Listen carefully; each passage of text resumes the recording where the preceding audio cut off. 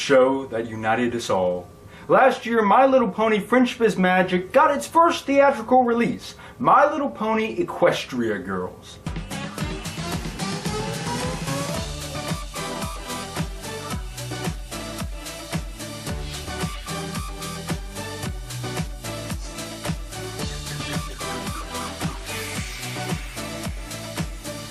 This will give away some basic plot lines, but don't worry, I'll let you know when the major spoilers come up. There's even a sequel in the works, My Little Pony Equestria Girls Rainbow Rocks, which will also be released in theaters. The film has a pretty abrupt intro. There's a shot panning down through the town, and then we're just kind of there with the characters, which isn't a bad start, but I was kind of expecting something a little more. It is the first full-length film, and at the start it just feels like another episode. I mean, any good author knows you should have an attention grabber before the exposition kicks in. With media being digitalized, if someone doesn't have something that catches their attention, they're going to click away. It doesn't have to be anything huge, just some kind of sign that watching this is going to be worthwhile, and something to differentiate it from just another episode of the series. I didn't see it. The animation is very slightly improved, but the original show has such good animation they don't really need to improve it. It's already cinematic quality. I do wish I had watched more of the show. Apparently the film takes place after season 3, but I was far from lost. From what I can tell, the show is mostly episodic, but I'm glad it does have something of a continuous story. Twilight has now been crowned a princess and got some wings. Then the film formally starts with an intro playing the opening music from the show, but more electronicized. My little pony, my little pony.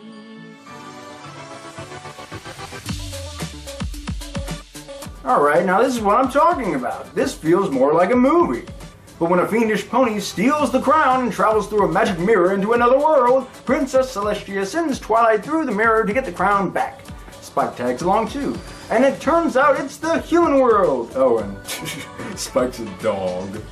Now here's something we need to address. Why do you think Hasbro Studios chose to go this route? Well, it could be to sell more toys, but instead of selling stuffed ponies, we're now selling dolls. So we've got a clear market for the young girls. Money! Money! Oh, it's so beautiful! Oh, I love you, money! And what about the bronies? My Little Pony has gained a serious following from teenage and adult men. What do they get out of this? Well, they get to see young teenage girls, albeit in cartoon form, but who cares? Some parents have protested this film, calling the human forms anorexic and over-sexualized. Basically, in their mind, the movie serves two purposes. One is to brainwash our daughters and make them into prostitutes who will surely join a strip club, giving lap dances to bronies. Purpose 2, to feed those pervert bronies who will spend the entire film plunging their toilets. Well, I like My Little Pony. But you know, this was actually a genius move for Hasbro. Preteen girls like to think of themselves as older. And teenage young adult guys like seeing semi-sexualized teenage girls, even if they're cartoons, who cares? But are they really as sexualized as they are made out to be? Well, they are very skinny, they have very short skirts, but there's not actually much skin shown, because they've got these boots that go up to their knees. Not that bad. I think they're making too big of a deal over it. How does the story hold up? Well, after Twilight and Spike enter the human world, they find a school nearby where they just happen to meet the human forms of other ponies. Even the minor characters are there, and some of the reveals are hilarious. The movie does a good job at replicating the pilot of the show, since Twilight has to basically befriend the characters again, and these are the same characters, which are extremely over the top, but just very enjoyable to watch. Also, Twilight meets douche blue-haired guy, who nobody likes. Twilight doesn't need a boyfriend! There are a lot of cliches you'd expect with the whole adapting to a new world story. She makes references to the ponies world and people in the human world don't get it, and things are awkward and she has to adapt, but it doesn't last too long. The songs are pretty much what you'd expect. They're very poppy, extremely poppy, but they're not terrible. My favorite had to be the second one. Probably because the other songs were pretty much just there to show a time lapse. This song just feels like they're having fun, and what's wrong with that?